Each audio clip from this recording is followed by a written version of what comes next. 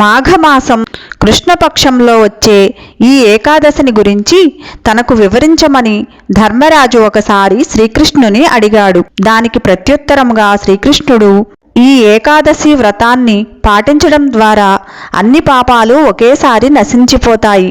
ఒకసారి నారదుడు బ్రహ్మదేవుని సమీపించి, ఓ దేవతాశ్రేష్ఠుడా, మాఘమాసం కృష్ణపక్షంలో వచ్చే విజయ ఏకాదశిని పాటించేవాడు సాధించే ఫలాన్ని నాకు వివరించవలసినది అని అడిగాడు.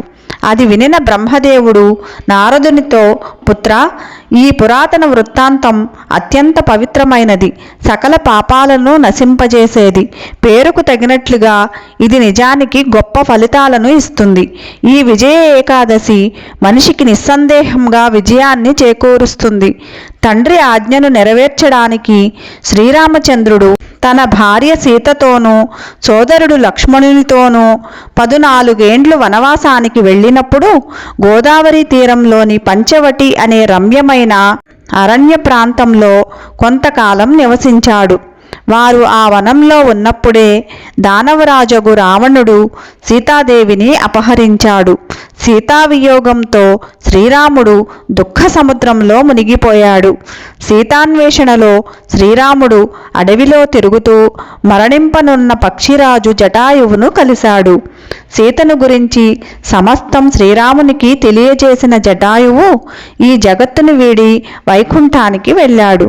తరువాత శ్రీరాముడు సుగ్రీవునితో స్నేహం చేశాడు. అప్పుడు రామచంద్రుని కార్యార్థమై పెద్ద వానరసేన ఏర్పాటు చేయబడింది. ఇంతలో కపిరాజగు హనుమంతుడు లంకలోని అశోకవనానికి వెళ్ళి సీతను చూసి రాముని అంగుళీయకాన్ని ఆమెకు సమర్పించే మహత్కార్యాన్ని పూర్తి చేశాడు. తదనంతరం హనుమంతుడు రామచంద్రుని దగ్గరకు తిరిగి వచ్చి సమస్తాన్ని అతనికి వివరించాడు. హనుమంతుని మాటలను వినిన తరువాత శ్రీరాముడు తన మిత్రుడు సుగ్రీవునితో సంప్రదించి లంకపై దండెత్తడానికి నిశ్చయించాడు.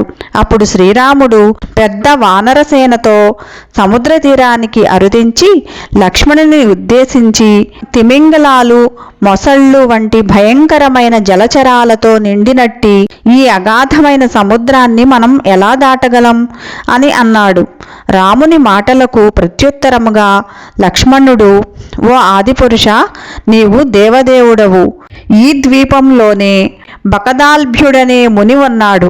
ఆయన ఆశ్రమం ఇక్కడకు 4 మైళ్ళ దూరంలో ఉంది. ఓ రఘునందన, ఆ మునికి బ్రహ్మదర్శనం కలిగింది. ఈ సముద్రాన్ని దాటే ఉపాయాన్ని మనం ఆ మునినే అడుగుదాం అని అన్నాడు. లక్ష్మణునిచే ఈ విధంగా సలహా పొందిన శ్రీరాముడు బకదాల్భ్యుని ఆశ్రమానికి వెళ్ళి ఆ మునికి వందనం చేశాడు. వచ్చిన వ్యక్తి శ్రీరామచంద్రుడని, రావణ సంహారం వంటి ప్రత్యేక కార్యార్థమే ఇప్పుడు అవతరించాడని సర్వజ్ఞుడైన ఆ ముని వెంటనే తెలుసుకొన్నాడు. వెంటనే ఆ ముని శ్రీరాముడు వచ్చిన కార్యం గురించి ప్రశ్నించాడు. అప్పుడు శ్రీరాముడు ఆ మునితో, ఓ బ్రాహ్మణోత్తమ, దానవులతో పోరాడి లంకను జయించడానికి నేను వానరసేనతో ఈ సాగర తీరానికి మీ కృప కోసం వచ్చాను. ఓ మునివర్య, దయతో ఈ దుస్తరమైన సాగరాన్ని నేను సులభంగా దాటగలిగే ఉపాయాన్ని చెప్పండి అని అన్నాడు. దానికి ప్రత్యుత్తరంగా ముని శ్రీరామునితో, శ్రీరామ, యుద్ధాన్ని జయించి నీవు ఈ జగత్తులో అసాధారణ యశస్సును, సంపదను పొందగలిగే ఒక మహత్తర వ్రతాన్ని నీకు చెబుతాను. కానీ ఈ వ్రతాన్ని నీవు అనన్య చిత్తంతో పాటించాలి. రామచంద్ర, మాఘమాసంలోని కృష్ణపక్షంలో వచ్చే ఏకాదశి విజయ ఏకాదశిగా ప్రసిద్ధి చెందింది. ఈ ఏకాదశి వ్రతపాలనచే నీవు నీ వానరసేనతో పాటు ఈ సముద్రాన్ని దాటగలవు. ఇక ఇప్పుడు ఈ వ్రత విధానాన్ని సావధానంగా విను. ఏకాదశికి ముందు రోజు బంగారు, వెండి, రాగి లేదా మట్టి కుండలో నీరు నింపి దానిని మామిడాకులతో అలంకరించాలి. తరువాత దానిని సప్తధాన్యాలతో అలంకరించిన వేదికపై ఉంచి దానిపై నారాయణుని స్వర్ణమూర్తిని నిలపాలి. ఏకాదశి రోజు నీవు తెల్లవారుజామునే స్నానం చేసి తులసి దళాలను, గంధాన్ని, పూలను, ధూపదీపాలను, నైవేద్యాన్ని సమర్పించి నారాయణుని పూజించాలి. ఆ రాత్రి జాగరణ కూడా చేయాలి. మర్నాడు ఆ పాత్రను నదీ తీరం, కొలను లేదా సరస్సు ఒడ్డున ఉంచి సూర్యోదయం తరువాత దానిని యథావిధిగా పూజించాలి.